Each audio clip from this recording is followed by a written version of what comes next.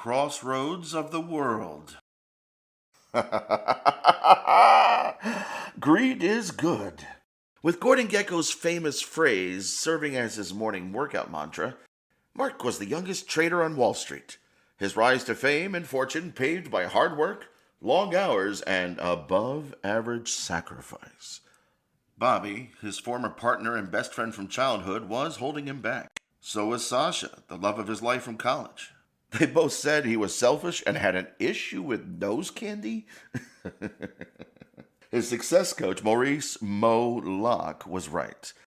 Mark couldn't pass up the opportunity to take sole control of CROSSROADS Incorporated. Before the dripping red ink was dry, his master plan was set in motion. His one-time mentor, Jacob Peterson, cursed Mark right before taking the Wall Street Express. The shortcut to street level. Peterson couldn't handle the pressure. Most would have lost themselves in his collection of single malts, but Mark was too focused for PTSD to ruin his plans.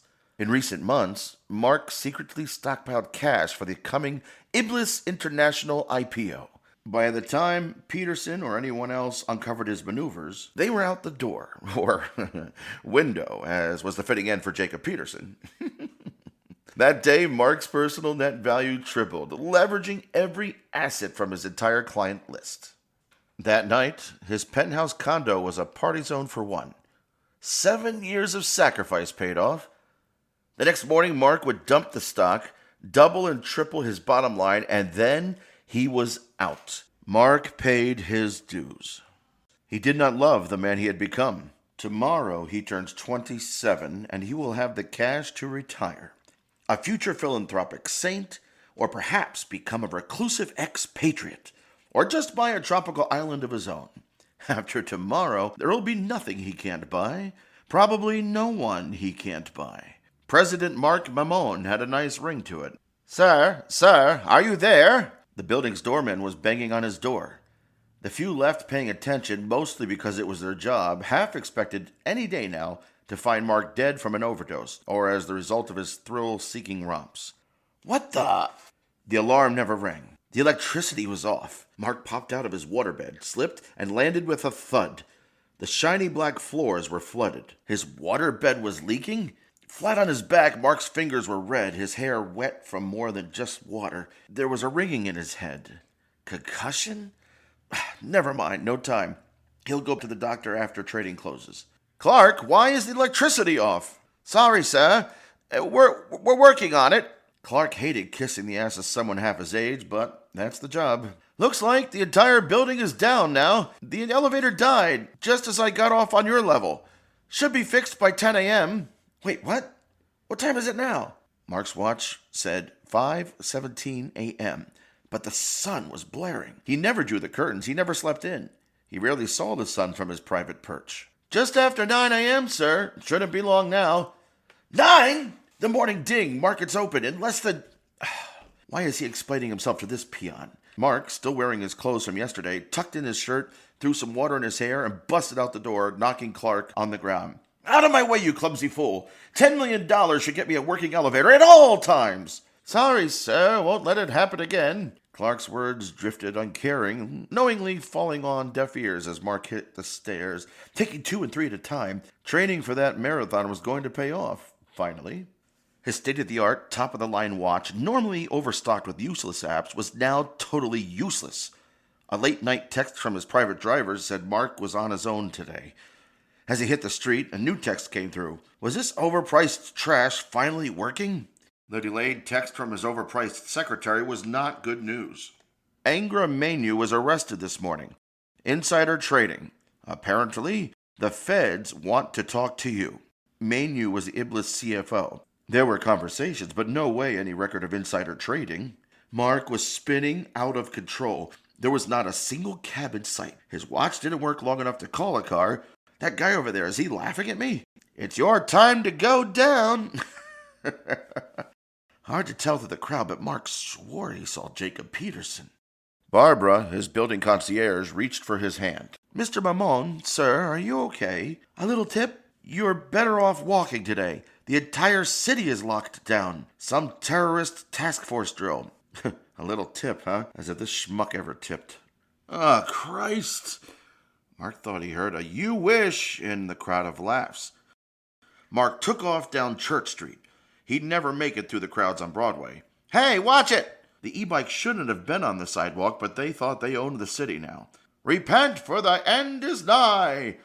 Mark despised these amateur fortune tellers begging for his hard-earned change. The delivery guy stopped at the corner to double-check his directions. Screw you!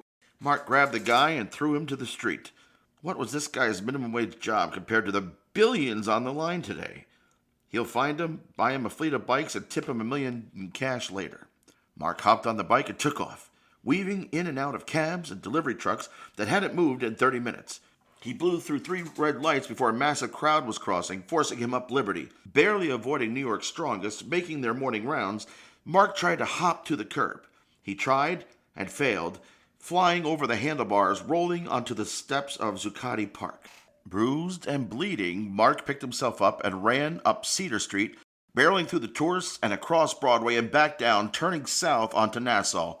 It's me, you morons! Sorry, Mr. Mamon, go right ahead. Security at the New York Stock Exchange didn't recognize the young hotshot at first.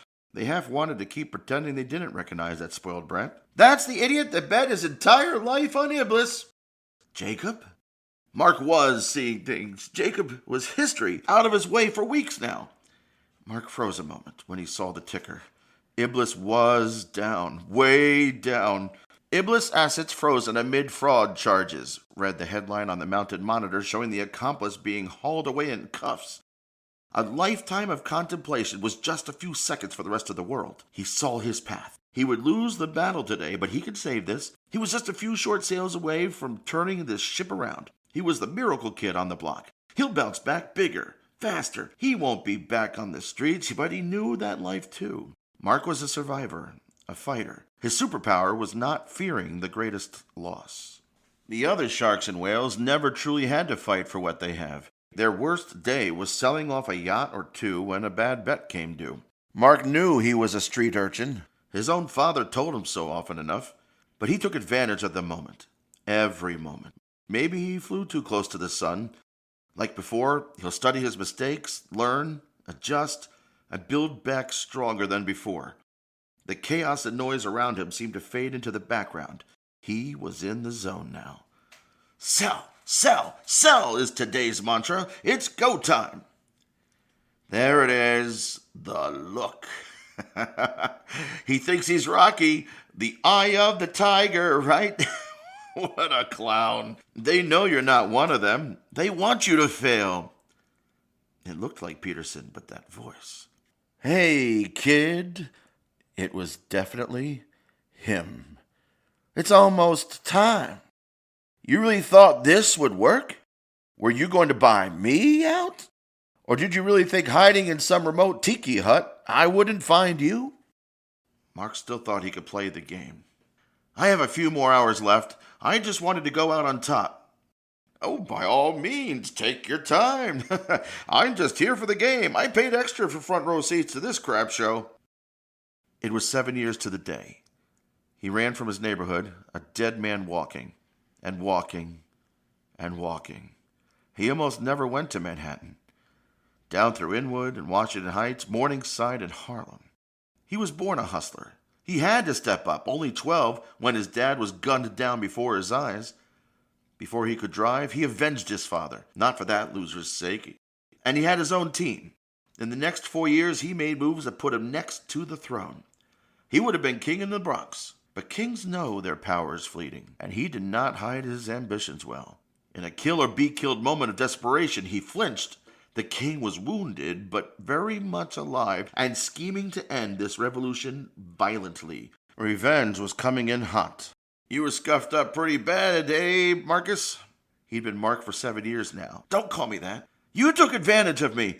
I was broken, hurt, and desperate when you sat down next to me on those red steps. Ah, memory lane is so nostalgic. The crossroads of the world, my favorite intersection. All those New Year's resolutions certain to fail. Good times. You ruined me, Mark pleaded. I made you. It was now Mo Locke's face. I even gave you a hot fiance, childhood best friend, and a mentor.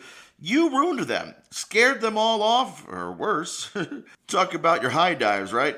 Whew. You chose to go all in on junk stocks and ultimately failed on Wall Street today. But you'll thrive down below, my adoptive son, a prince. Buy Iblis for pennies on the dollar. Mark was screaming now. Sally, when it bounces back, you'll be the queen. Ted, my man. Iblis was going to zero at record speeds. Mark looked upstairs to some old, reliable suckers. Hoping for a lifeline, all he got was 3 birds and a finger gun to the head. Mark noticed some commotion on the floor entrance. His spinning head now focused on the security pointing in his direction, and the police now working their way through the crowd. Ah, history repeating itself. The whole world wants you behind bars or dead. Again. It was Sasha now. Were any of these people real or all him? Stop! Leave me alone! Now, Marcus, you know I can't do that. We have a contract. You bargained with the devil at the crossroads of all crossroads. Poetic, no? And all those musicians assume you must go down to some dusty remote spot down south. Save a bus ticket and meet me in Midtown, baby.